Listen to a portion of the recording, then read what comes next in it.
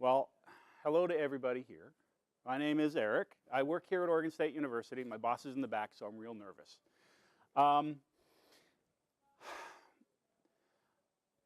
We're going to talk about sound in the classroom for outside of the classroom. We have, when I got here, we were doing a lot of distance education using our classrooms that had television cameras and microphones, and we pushed stuff out, and you could have interactivity. And as times have progressed, things have changed. Digital technology has made it easier than ever to screw things up.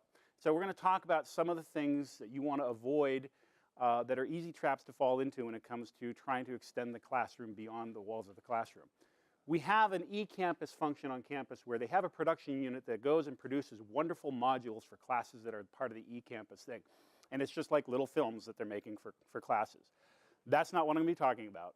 I'm going to be talking about mostly recording and actual distance two-way actions. Okay, it's working. So why I'm here, I have a long history as a sound engineer, a recordist. I've been working in higher education for about 25 years. I've been doing two-way stuff. I've been doing recorded stuff. We suck stuff in and spit it back out through Kaltura. I have done a lot of instruction for projects that I do outside of Oregon State University. And I've seen how some people have had their systems sort of much more kludgy than ours. We've developed a lot of what I think are, if not best practices, really good practices here. And so my technical understanding and my pedagogical understanding, I think, is going to put me in a good position to tell you what to do or what to look out for. Oh, yeah. And I really did it because I get a tote bag. I worked in PBS. Tote bags are very important to me. This tote bag carried a heavy deck. That's Harry, my sound recorder, my videographer. I started as a sound recordist, which is a title you don't see very much anymore except at the end of movies. This was the kit I often used. I'm an analog guy, big fluffy mic and a big Nagra, okay? My job was to get the really good sound so the stories we were telling could be heard. Because if the governor says something and all you see is his lips flapping, it really doesn't mean anything. Technologies have changed. My recorder's a lot smaller, and I can record for days on that thing. And I love that because I'm a taper. But what I want to talk about is not the technology. This is not a technical, here's the gear that will fix this. Or if you hear that, here's the button you need to push. This is about psychoacoustics. This is an engineer named Fred Portnoy back in New Hampshire when we were doing a barbershop festival of all things. We had all these barbershops in a high school performing. He was the one who first introduced me to the concept of psychoacoustics, which is very simply put, how the qualities of sound affect the reception of the content of your sound, which is an obvious thing that you don't think about. Right now, you can hear me fine because I'm in the room and you can see my lips moving. But for the people out there, you've got to remember there's people out there. They're relying on technology to get this information clearly. And we do that through different types of signal processing. In the room, you guys are not paying attention to the noise outside the door because you've already figured out, oh, that's just the hallway noise, I can filter that out. If that noise was coming through a microphone, because I'm standing in front of this microphone, for example, instead of speaking behind it, that's going to be difficult for people on the far end here. Again, this is obvious stuff, but it's stuff that people don't think about. The signal processing that you do in your head, the analogy I like to use is if you ever gone on a really nice drive down the country, you're driving down the gorge and you're like, wow, look at that vista, and you stop and you take out your phone, you snap a picture and you go back, look at this picture I got, this beautiful vista, and then you see, oh, what are those railroad tracks or the telephone lines in the bottom of the frame? You didn't see those with your eyes because your eyes are connected to a great visual processor. Your ears are the same way. You're constantly filtering stuff out. So when we aren't in here with our ears, we're having to rely on the technology. So far, have I gotten beyond anything obvious? Probably not. Right now, Jason's saying, he said 3 minutes. I'm about ready to go. The effect of acoustics in classrooms has been widely studied. If you go on the tour tomorrow of Link, you're going to see some beautiful rooms. We have a room that holds 600 people in the round. And you can have a conversation just like this with somebody on the other side of the room. The acoustics are marvelous. And the reason we spent the time and energy and dollars to get that room set up that way was because when you're trying to, if you're an instructor and you're trying to reach 600 people, they need to be able to hear you in the room. Rooms are going to be set up so that they can be heard in. So the learning space design is going to matter. If you look on this picture, there's plenty of seating, there's nice light, people can take their notes, you can see on the screens really well. The instructor is actually nicely lit there. There's some nice speakers on the wall so the people in the far corners are going to be able to hear even if they're not right up against the stage. This room is designed in the round. There's 360 degrees, and the instructor is going to be able to be heard everywhere. This is a challenge in a situation where you have to share visually. This is more of a challenge visually than for audio when we're trying to do something in that classroom, because as people are turning around, you got to follow them with the cameras. Otherwise, you're going to have this. So we have cameras all the way around the room. Easily enough, though, she's got a microphone, so it makes it easy. And that's why I just want to give you a sample real quick. This was a class I recorded, and I'm using this because when I recorded it, I saved the stems. So I have the camera microphone, and I have another microphone. So I just want you to hear what a lot of recordings of classes. Students get upset if they don't get good grades. So that's always fun. So physical geography is very simple. It's understanding the processes that shape the surface of the Earth. The reasons I give for taking the class are to make long road trips and long flights fun, because you can look at the landscape below you or past you. You can understand why it is that you're flying over it. It can also be that, for some reason, geography is great if you're not in trivia teams. If you know your geography well, both physical and human geography, you'll always be the person they want to have in their trivia team. Everybody knows what he said, right? Everybody followed that? Not very. I heard somebody said not very well. You, sir, who said that? You get the catch box. That way the people on the far side can hear you. Why didn't you hear it very well? It sounded to me I wasn't hearing him directly. I was hearing a reflection of him. You were hearing, the microphone was about 12 feet away from him, pointed towards the audience so that I could actually get people shouting, hey, what's that map mean? So that wasn't his microphone, okay? I can't tell you the number of times, and I'm sure this, if any, how many of you are responsible for getting content from something somebody recorded into the web so it can be played and shared around, okay? How many times has somebody come to you and said, I have this video, can you make it look better? Let's put some slides in it, because I really don't like the way we'll just put our PowerPoint slide. That's easy, right? And then they say, can you make it sound better? Come on, raise your hands, it's all happened to you. And you say, I can't do that. Well, don't you have a box you can put it through? Yes, it's called a time machine. And when I build that, I'll come back and fix your audio when you're shooting it, because you really can't fix that stuff in post. So, if I hit the right button here, you'll notice, come on, there we go. Teach, because students can get upset if they don't get good grades. So that's always fun. So physical geography is very simple. It's understanding the processes that shape the surface of the Earth. The reasons I give for taking the class are to make long road trips and long flights fun, because if you can look at a landscape below you or past you, you can understand why it is that you're flying over it.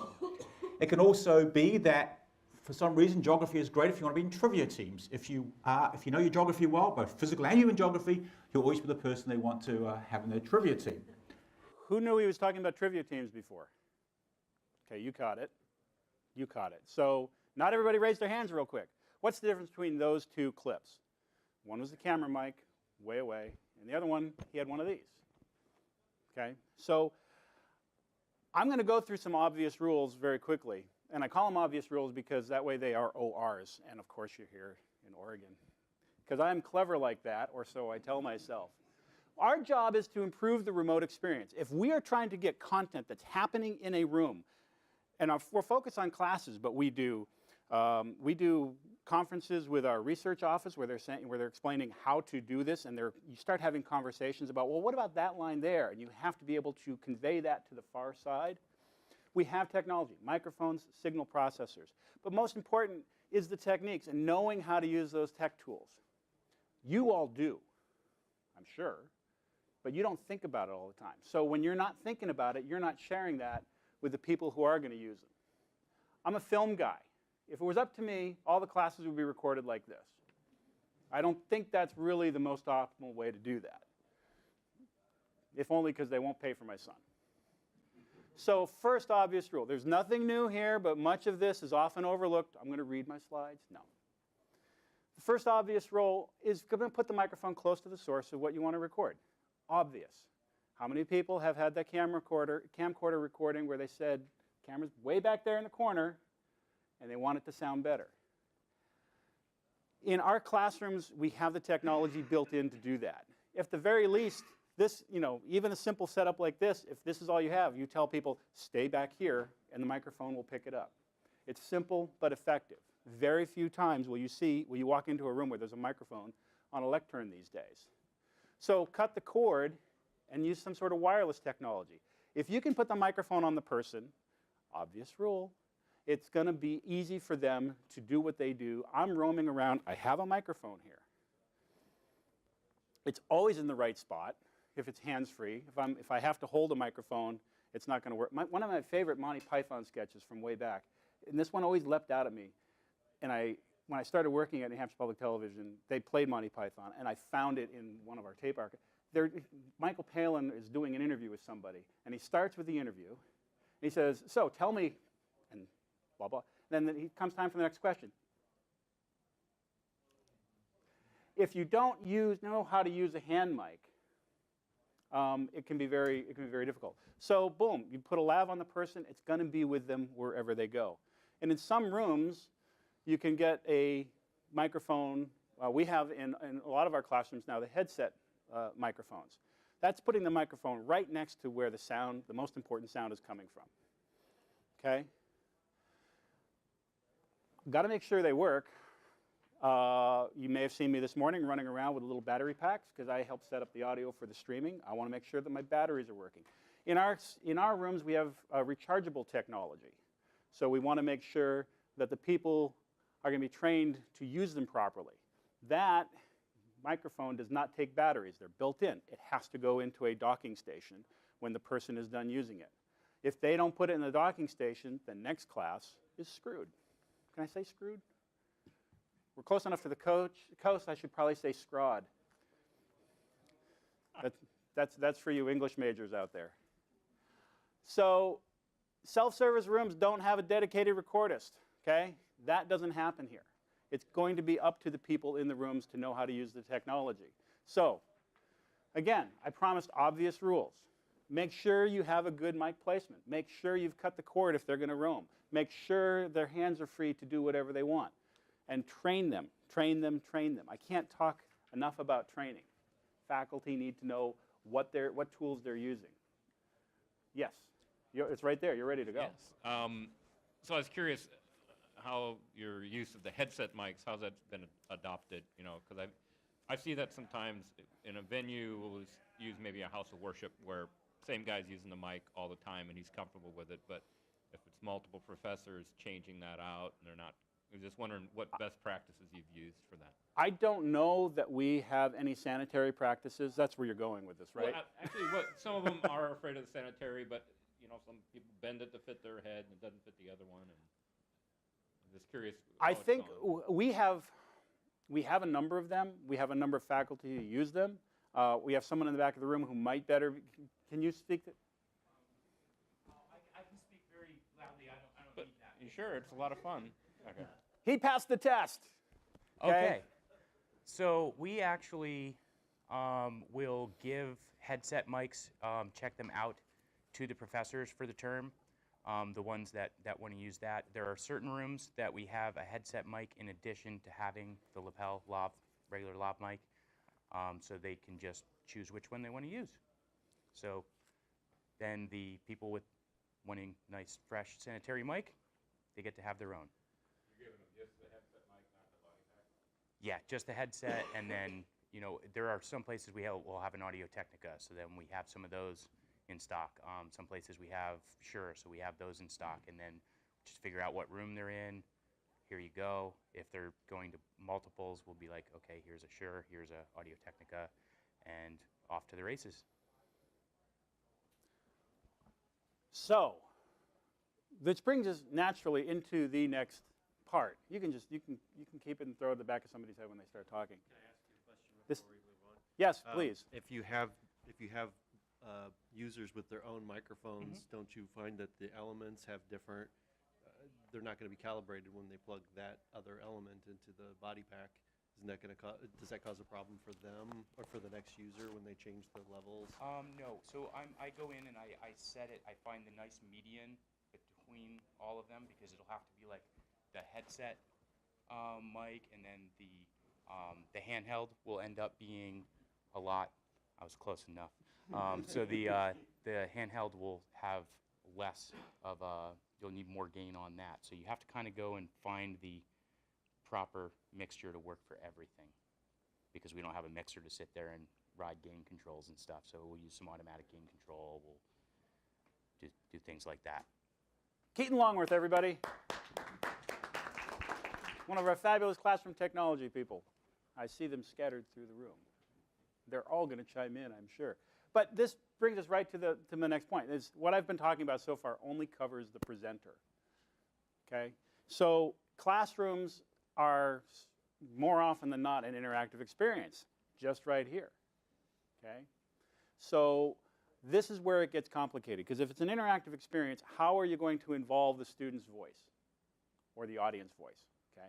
The obvious easy one is have another microphone for them.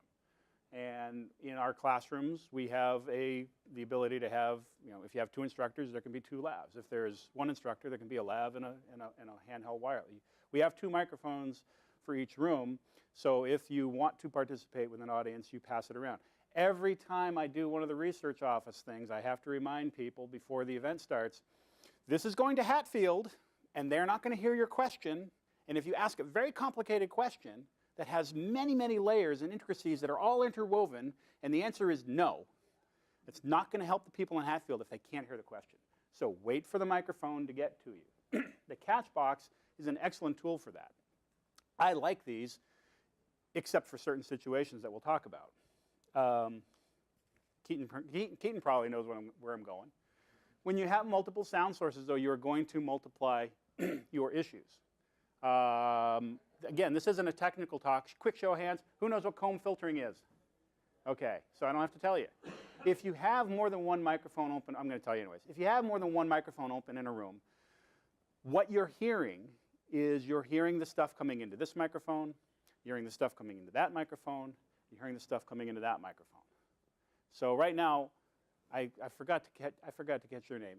Is it Austin? Yeah. Okay, Austin's got a little mixer there. So he has this microphone off right now so that the sound that goes from my voice, from my mouth, to that wall, bounces off that wall, comes back off of this wall because it's a square room, and then into that microphone isn't going to be mixed with this microphone. You can't just put in microphone after microphone after microphone and say, I've got microphones everywhere and it's going to cover it. If you're going to try to do that, Jason's going, yeah, you can. But when you do that, you have to have some sort of brain processing them all, because the ears are going to hear what comes out of the speaker at the far end. They are not inside the room to figure out, oh, that's a reflection off of that wall. That's a reflection off of that wall. So we have DSP, digital signal processing, that we can put in our rooms. We can do things like last mic on. We can do adaptive, there's adaptive mixing. There's all sorts of things. Again, this isn't a technical talk. We can go into questions. We have some experts in the room. We can follow later on that. But when you have DSP, you find yourself, the more stuff you put in, the more options you have for failure. And you find programmers saying, well, I've got 10 classes that are going to happen in this room today. We got 7 different types of speakers. I'm going to try to find a median that's going to be good enough. Edgar Cayce was a happy medium. That's about the last one that I know of. That's a cultural joke from way back when. Maybe not too cultural. DSP systems are your best friend, but they can be your worst enemy because they can exacerbate the inherent problems of having multiple things. I've done a lot of recording with 16, 32-track recording of jazz bands and orchestras. And being able to sit and adjust things very carefully, either live or afterwards in post. Oh, let's go back and do that one again and bring a little bit more of the bass in, is great. You can't do that live. consistently with the DSP and expect it to work every time, all the time. You can expect it to work pretty well most of the time. So you have to be thinking about that. How many mics are in the room? What do I want people to be able to hear? What's important at the far end? I'm very fortunate. Jason's newer. Keaton's been around much longer. I've had a lot of conversations because I have to interact with a lot of our rooms where we are doing a slightly higher level of video production than is just the built-in stuff. So sometimes I have to either interact directly with their system, or I'll go in and I say, just give me the stems and I'll mix my own damn thing. Because of these conversations, they have helped inform me in what I can expect. But I'd like to think that I've helped inform them of why am I doing it this way? Because the folks in Hatfield need that clarity that is just not good enough with the way you have it set. You're going to make compromises. If you know you're going to make a compromise, then you need to be careful and think about, what am I giving up? What am I getting in return? Some of our classrooms, we don't let people, some of our rooms, well, technically it's a classroom. Is 202 a classroom or just a room? There are rooms we have where people can't use the room unless they have an operator, because it's just, you can't just go in and say, turn that on and it's going to work. So maybe if you're doing one sort of event, you have to gauge, I need to have a body there to make sure you'll be happy with what comes out of the room. Like I said before, some things can't be fixed in post. And whatever you do, you want to keep it simple. Excuse me, this isn't a very big room, but we're doing 2 microphones in it. And everybody's going to be heard when I look at the recording later and go, oh my God, did I do that? Some things cannot be polished. So this is Bill Lunch. He's a professor emeritus of political science. He's been a pundit for OPB for the last century. And he's in our booth every week doing a ISDN connection to OPB, where they do their roundtable. And he was interviewed for the OSU 150. By the way, happy birthday, OSU. We're 150 years old. Don't look more than 125. Because of our buildings. Never mind. Jim, one of the guys in the other room, said, "Oh, you're doing a presentation. Is it going to be a stand-up?" I said, "I hope not." And I guess I was right. So they did an oral history project. I'm not trying to pick on the oral history project, but I will, because they took people like Bill Lunch, who is fortunately still alive, and we could always redo this if we had to. But they went and they did an oral history recordings with a large number of people. They had a room set up in the library. It was a little conference room, a little square box with sheetrock walls, no acoustic treatments. Put the camcorder down here next to the interviewer, put the person sitting 6, 8 feet away. And I just want you to hear this one, because I shared this with Bill, and he actually said, gosh, is there anything you can do to fix that? Shows which had different names, and I can't remember them all. The names kept changing. The first one was called Real Time, and Real Time was on probably, if 7 days left the air in 2002, Real Time probably started in something like 90, 91, maybe 92, that's the ballpark, the early 90s. Fortunately, the content isn't very important to you. How many of you knew, you probably caught some numbers and some dates and so forth. Turns out they had some drills doing some construction outside the room when they were doing it. Again, I don't mean this intentionally. We have this archive of recordings, many of which are better than this, but some of which are just like this, of critical people that we lost it. So it's not just classrooms. People come to the technical folks to say, how do I do this? And they didn't think to come to us, or we didn't know about it where we could say, there have been a number of things where we have said, somebody's going to do this. Let's intervene and have it go over here so it can be better. Just a week ago, we did that with a candidate for our College of Pharmacy dean. They were going to put him in a room we knew would be a craptastic recording. Somebody's in this nice Horizon room at the MU, and somebody's in this really crappy video conference room. And those recordings are going to be sent out to people who are going to choose our new dean. Is that a fair thing to do? It's probably an HR rule against it. I don't know. There probably should be. We learned about this and said, why don't we do this over here so that they could have a comparable recording, and certainly an audible recording of what the people are saying. I'm pretty much towards the end here. I put this slide back up here because the qualities of sound affect your ability to receive the sound and to interpret the sound and to digest the sound and to then think about what you heard later. What we are doing in education is we are passing information on.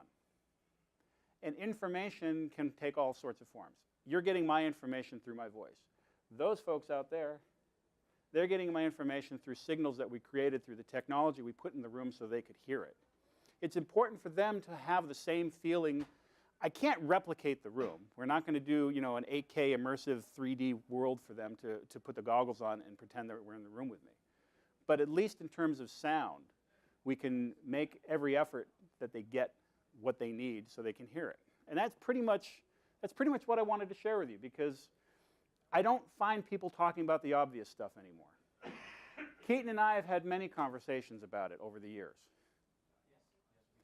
And I've had many conversations about it with faculty. I've had many conversations about it with administrators who are using our spaces. This is why we're doing this. Please do it this way and you'll be happy. I do want to thank all of the people in academic technology, especially classroom technology. You don't know this, but we do. A lot of the presentations are possible. You're able to see them, and they're going to be able to see them later because of the hard work that they did yesterday, basically building a couple of classroom stations in here because we had some tech issues with the building. So these guys get it. And I know you get it because you're going to get it and take it back with you, and you're going to pass it on and then pass it on and pass it on. Thanks for listening to my rant. If you have any questions or comments or complaints, you can always contact me, or we can do that now. We've got time. We had 50 minutes, and I didn't want this to be a lecture. I wanted this to be a quick dump, and then, if possible, the discussion. And how many people are video people? I focused on audio. So for video people out here, I wanted you to know they've got these lens cleaners at the front desk. And maybe some comedy.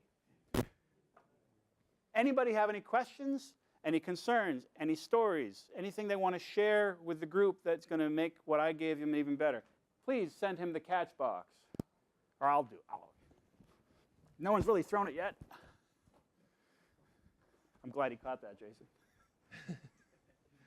What do you do about the horse-to-water problem where you've got faculty and you've shown them the microphones that they need to use and they still don't remember? They don't remember to pick it up, and if they remember to pick it up, they forget to turn it on. Or if you've got a situation with students doing presentations and you get completely inconsistent results with whether or not they use the microphones or even pass the microphone from one to the other. So I know everybody in the outside world heard that because he had the catch box. But the question is, I believe the quote is, you can lead a horticulture, but you can't make her think. He did the horse-to-water one. You put all this stuff in the room, and they refuse to use it. It's education. Something that I have been trying, this is a drum I've been banging since I was first at the university. I've been here for 12 years. The last 2 years, we started doing something I've been banging the drum on for the previous 10. And I'm going to give a shout out to the University of New Hampshire and the academic technology folks there, where I used to work. We started there, I'm still there, I'm saying we, probably in about 1999 or 2000, we started a program we called FITSE, the Faculty Instructional Technology Summer Institute. And the goal was to get about 40 faculty every summer for a week. We tried to weight it about 2/3 new faculty, and the rest would be anybody else that wanted to participate. And we aggressively, when we started the program, we worked with HP and Apple. Anybody that came to FITSE, they walked away with a laptop. We incentivized them to say, we are academic technology. This is back when people were, we still had slide projectors. We still had overhead projectors in the rooms. People were still using chalkboards. And we were trying to get people to use smart podiums and more technology-based presentation tools. We were also trying to start the early iterations of some online classes. So if you want to take your class and record it as a class and then put it on. So we were trying to aggressively say, we're academic technology. Let's make your classes better. And then every year, we'd have people come back as ambassadors. They've been doing that. They're in their, what, 15th, 16th year of doing it. So they have over, I don't know, they probably have 900 faculty now who have been through the program and or who have been evangelized by people who have been through the program to say, this is why we're doing it. You have to have the opportunity for someone to learn and understand. You will find people who say, if your mic is off, the recording isn't going to happen. And they're going to go, I'm just going to turn the mic off anyways. I don't believe them. I mean, maybe not that drastic, but it sure feels that way. So what we've been doing the last 2 years is a symposium before our fall term where we have, you know, it applies to knowing how to put a microphone on. It applies to knowing how to load information into Canvas so that you can share your classroom. It applies to, you know, knowing how to make a PowerPoint presentation that's going to engage your viewers. It's, you know, there's so many layers of technology now that instructors have to master.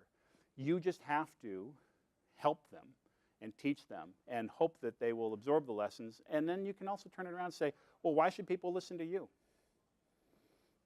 Why should people come into your class to learn about biology? What makes you so special? Okay, you're the expert, I'm the expert, so please give me the same courtesy you expect your students to do for you.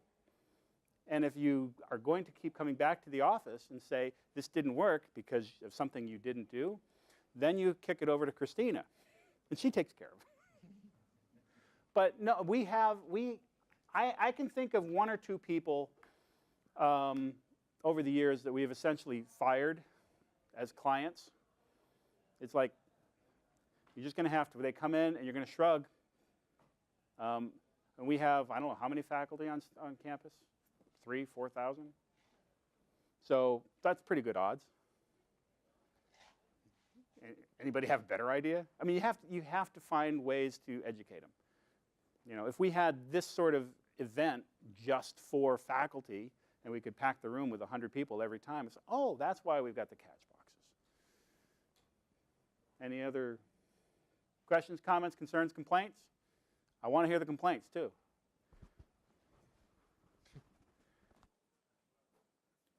Do you guys have a teaching college here?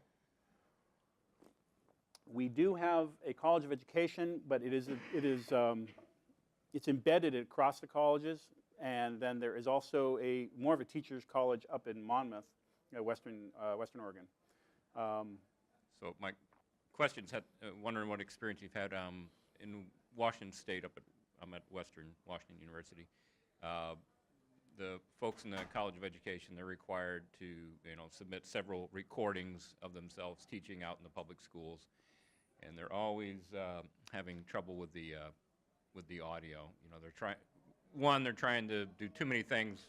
Like we got a lot of little wireless lapel mics. They try to use that, but I also want to get the students out there. And I know you're an audio expert. We could get a little mixer and do mix in some different mics, but I just wondered if you've come up with any simple kits for folks that are, using that out in the public schools, or any advice. Well, the Catchbox is a great tool, I find,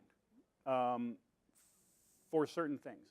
One thing I hate about the Catchbox, it's a really, how many of you have seen or played around with these yet? Okay?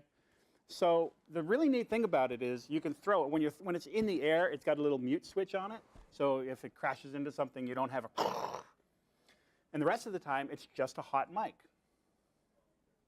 which is great, because if you're in a classroom, you have your instructor has a microphone and say, you can put this on a table, and everybody at the table is going to be heard. And it's fun. Hey, let's put that on my table. Okay? So you can take that and put that into, most cameras have at least 2 inputs, and record it. Or you record it on a separate audio recorder and sync it up, depending on what level of production. I find these to be very difficult in our rooms that have lecture capture, however, because if you have this microphone and you are doing your lecture capture, which lecture capture is a system we use, which is essentially you record the content that's on the screen and you record the audio from the room. So the instructor says, I'm going to have a lav and I'm going to have a catch box so that we can have the interaction with the students.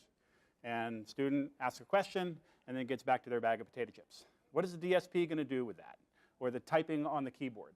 What is the DSP going to do with these noises if they put it back next to the guy in the corner of the room who sat in the corner because he was coughing? So this is a great tool. This is what I was talking about. DSP can be your friend and your enemy because, yeah, this is a really hot mic and it's going to be in your mix. How do you plan for that? We don't have a mute the catch box on the control panel, but now that I'm thinking out loud, we probably should. It could be a button on the Extron panel or the Crestron panel. Oops. They're both here. So this is. I have come to love this for remote stuff because it's not a bad microphone, and it can be moved around the room very easily. So if you have a I shot some videos for our college with some math teachers who are doing just this sort of thing. They're presenting and then they're walking around the room trying to, okay, how's your work coming? And if you could just pop that there, it's easy because it's wireless. I would recommend it. Otherwise, you get there in advance and say, I'm going to have PZMs on the tables and do it accordingly. You have a follow-up? I was going to say, does that have a, can you get different pickup patterns for that mic? Or is it just strictly an Omni? It's strictly an Omni. So here. Whoa! There's a projector back there. I'm a sound guy, not a visual guy. No, that's not true. So where did you get the Trovog, this microphone? Catchbox.com. Oh, I thought that OSU had designed No. it. That's the beauty of it. They'll customize it for you. So Okay. I prepared the logos, and Don sent them off, and we got a couple of them for our big classrooms. Catchbox.com. You guys owe me money. Thanks. No, when I go out and shoot stuff, I usually have a much bigger kit than I need because I don't know what I'm going to get into. I do a lot of location production, so I have on one occasion now actually taken that as a tool.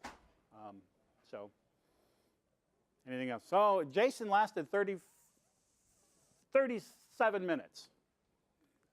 I win. So any other problems people have run into that they had difficulty solving or had success solving they want to share? Because how many of you are taking content from rooms and trying to push it out to the world? Is there anything I didn't cover? Ceiling mics. Ceiling mics. We have a couple of. We've been running a bunch of different ones over the years on this campus. Probably the most common that we're running that I have to interact with are the Tandberg ones that are like the clear plexiglass. They're like a big scoop, and those are great unless you really want to know what's going on. We have when you use microphones like that, unless they are very carefully spaced, you're going to have a lot of overlap. So microphone 1 is going to have a lot of what microphone 2 is hearing. Or microphone 2 is going to hear a lot of what microphone 1 is hearing. So you have your Automagic mixer, and it's saying, is it 1? Is it 2? Is it 1? Is it 2? And you'll get pumping a lot of times, depending on the program, or depending on the mixer.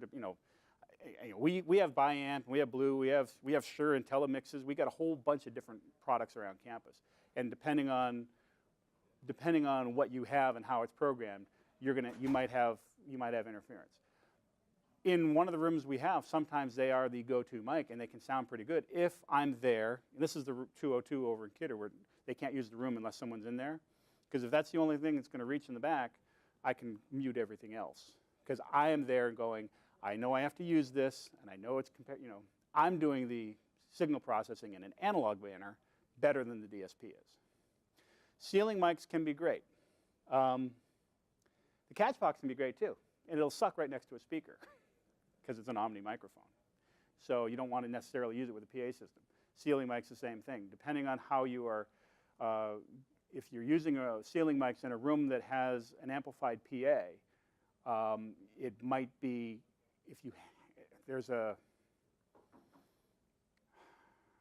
I think it's one of our pharmacy classes. There was one of the rooms that they were connecting to where they would often have the ceiling mics hot all the time until whoever was on the instructor mic would start talking, and you would get this. It was a horrible transition between the two because the amplifying sound would be bleeding into the overheads until the DSP could say, it's now we got to shift over to here.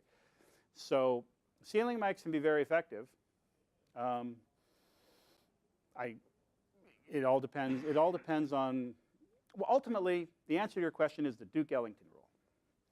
And Duke Ellington is the guy somebody was talking to him and said, well, how do you know what you're making is going to be good? And the answer is, if it sounds good, it is good.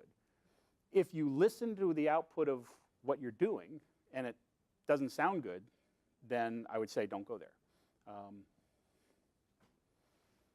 Obvious. Again, obvious. Yes? We've had good luck with that Shure microphone that they're demoing over in Diversified booth, the beamforming mic.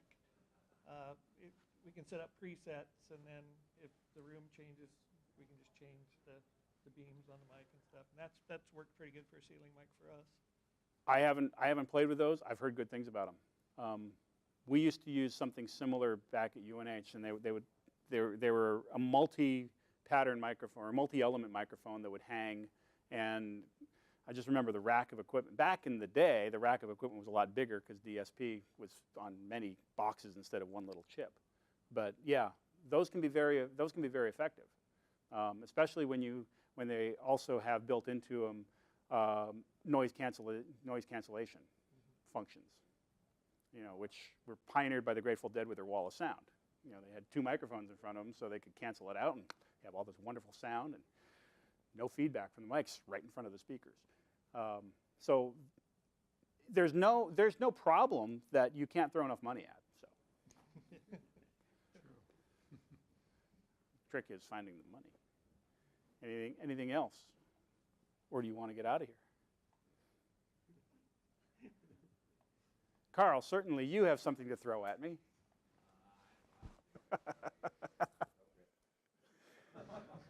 He promised me tomatoes, and I did. I promised you tomatoes and cabbage. No, So- what are the last couple words of the Star Spangled Banner? Play ball. Okay, thank you.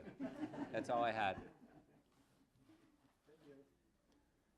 All right. Well, if you have no more questions, comments, or complaints, I'm going to thank you again for being here, for listening to me. If you have any ideas, please share them with everybody here and share them with your faculty and instructors. Make sure that they understand that you're there to help them sound good and look good. You want to get their content out to the world.